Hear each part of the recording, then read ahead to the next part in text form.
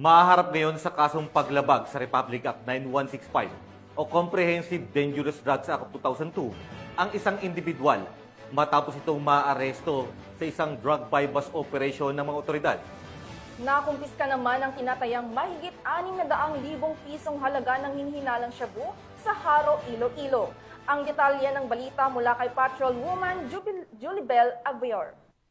Bumagsak sa kamay ng mga tauhan ng City Drug Enforcement Unit ang isang company driver matapos mahulihan ng tinatayang 600,000 pesos halaga ng hinihinalang shabu sa ikinasang drug buy-bust operation sa Barangay Cubay, Haro, Iloilo City nito lamang hapon ng ika-9 ng Agosto taong kasalukuyan.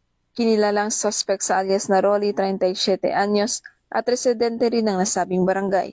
Ayon kay Police Captain Roque Jimeno III, officer in charge ng CDEU, nabilhan ng operatiba si alias Rolly ng isang plastic sachet ng hinihinalang shabu gamit ang 8,000 pesos marked money.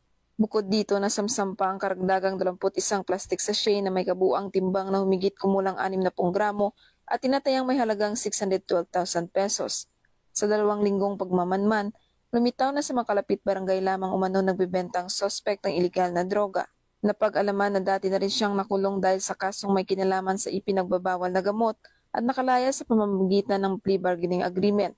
Ang arestado ay nakatagdang sampahan ng kasong paglabag sa Republic Act 9165 o Comprehensive Dangerous Drugs Act of 2002.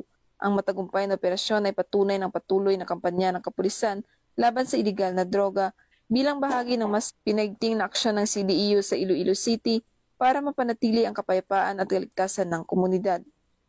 Mula dito sa Police Regional Office 6 sa Inyong Police News Network Correspondent, Patrolwoman Julibel Alvio, alagad ng batas sa gataguyod ng Balitang Pulis.